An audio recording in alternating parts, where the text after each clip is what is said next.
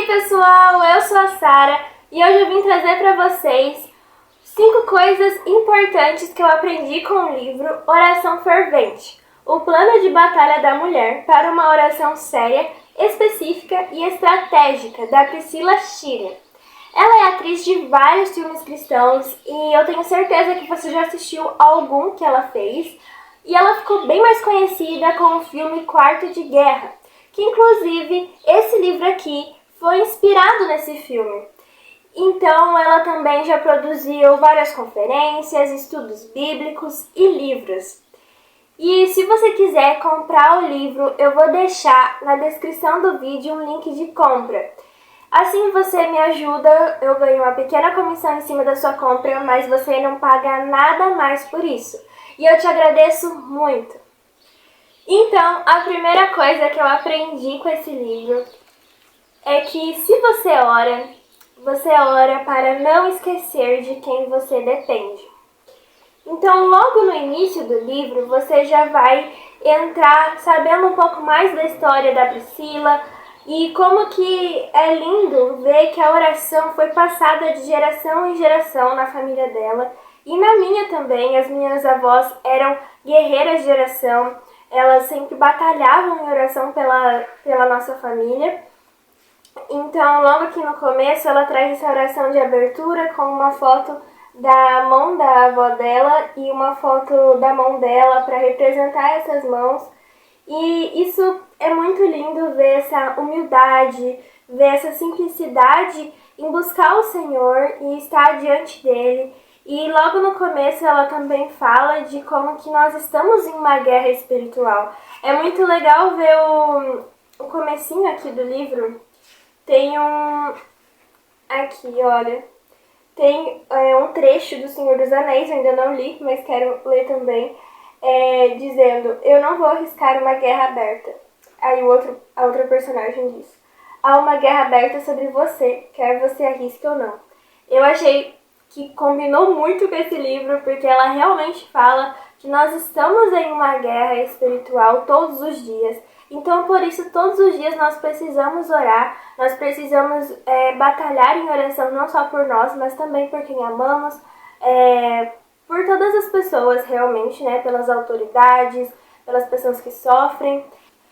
Então a autora, ela vai nos dizer que nós estamos em uma guerra espiritual todos os dias, e são guerras espirituais sobre a nossa identidade, sobre quem nós somos, e isso nos afeta diretamente em como nós vamos nos relacionar com o nosso Criador e com os nossos irmãos, com as pessoas ao nosso redor, com o nosso próximo.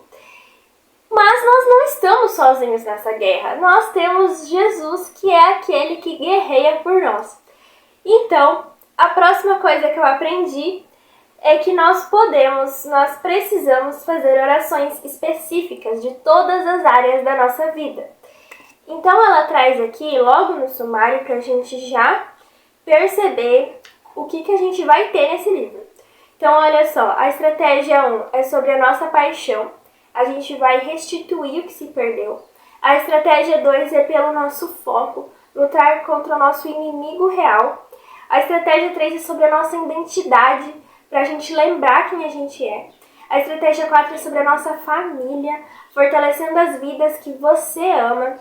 E a estratégia 5 é sobre o nosso passado, exterminar o reino da culpa, da vergonha e do arrependimento. A estratégia 6 é pelos nossos medos, então confrontar as nossas preocupações e afirmar o nosso chamado. A estratégia 7 é sobre a nossa pureza, fortalecer as áreas mais vulneráveis. A estratégia 8 é sobre as nossas pressões, recuperar a paz, o descanso e o contentamento. A estratégia 9 é sobre as nossas mágoas, transformar a amargura em perdão. E a estratégia 10, para finalizar, é sobre os nossos relacionamentos, unir em uma causa comum. A próxima lição que eu aprendi com o livro é orações com estratégias através da armadura que nós temos, que nós aprendemos lendo Efésios 6 da Bíblia. Então, isso é muito importante, isso é muito legal. E ela traz Vou ler para vocês um trecho. O cinto da verdade, a couraça da justiça, os calçados do evangelho da paz, o escudo da fé, o capacete da salvação e a espada do Espírito, mais conhecida como a palavra de Deus. Eis aqui algo árduo, metal pesado, mas olhe além da criatividade metáfora bélica para ver o poder verdadeiro por trás de cada peça de equipamento do campo de batalha.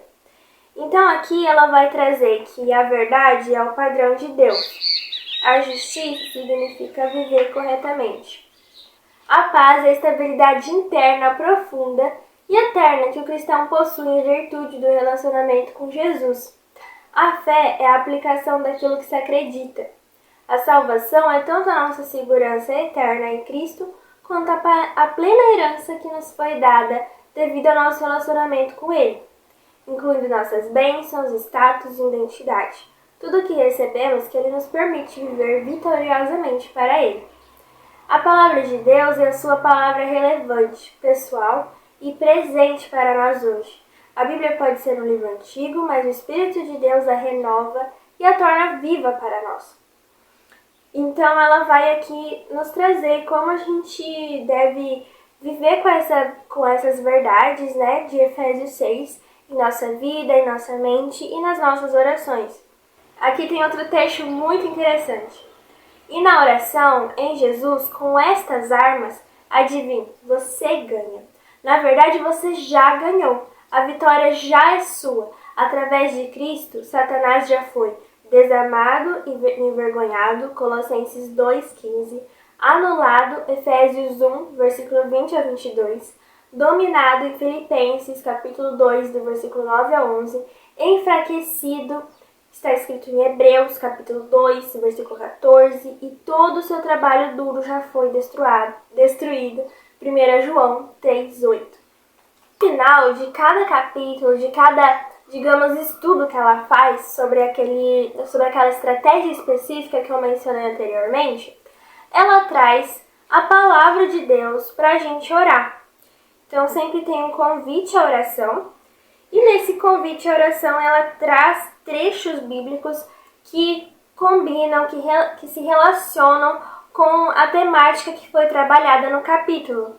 Então a próxima coisa que eu aprendi, que quero compartilhar com vocês, é o contato com a palavra de Deus diariamente nas suas orações. Então aqui ela traz, olha, vários versículos e você vai declarar esses versículos na sua oração. Você pode trocar o nome, você pode trocar os pronomes pelo seu nome. Então você pode também transformar aquela oração que está no plural para o singular para você, ou aquela oração que está no singular para o plural para você orar pelos seus amigos, pela sua família, seus irmãos da igreja. Um exemplo: e não nos conduz à tentação, mas livra-nos do mal, porque teu é o reino e o poder e a glória para sempre. Amém. Mateus 6,13. Então você pode orar trazendo isso para você. Senhor, não me conduzas à tentação, mas livra-me do mal, porque teu é o reino e o poder e a glória para sempre. Amém. Por fim, uma prática que eu achei maravilhosa nesse livro, que eu pude começar a ter, é de escrever as orações. Então, no final do livro, tem espaço para praticar as estratégias das orações aprendidas.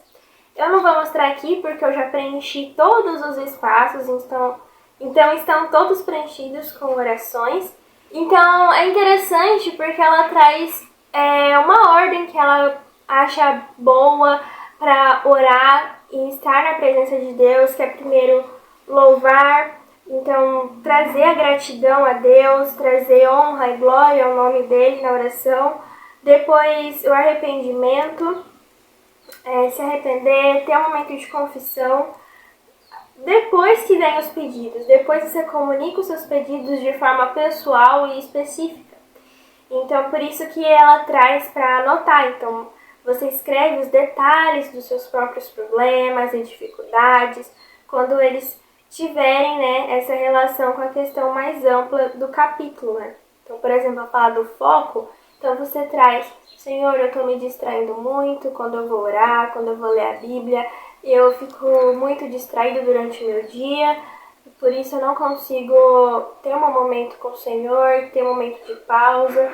Então você traz bem específico o seu problema junto com aquilo que ela falou no capítulo.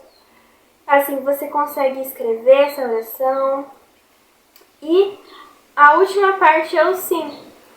Ela traz esse versículo de 2 Coríntios 1:20. Porque todas as promessas de Deus, a Bíblia diz, neles são sim.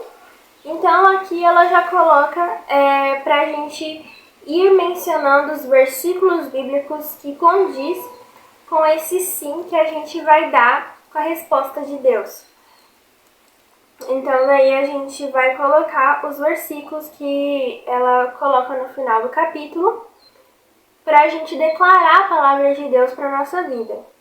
Então ela diz: então permita que a sua oração seja acentuada com as próprias palavras da Escritura, suas promessas para que você corresponda à sua necessidade. Aí ela coloca, eu vou fornecer várias opções em cada capítulo para a sua escolha. Não há nada mais poderoso do que orar as próprias palavras de Deus. Me conta aqui nos comentários se você já leu esse livro, o que você achou, se foi importante para a sua vida espiritual, para a sua vida de oração também, assim como foi para a minha. E se você ainda não leu, se ficou com vontade de ler, não se esquece, tem o link de compra aqui na descrição do vídeo. Fiquem com Deus, um abraço para todos vocês, até os próximos vídeos e tchau!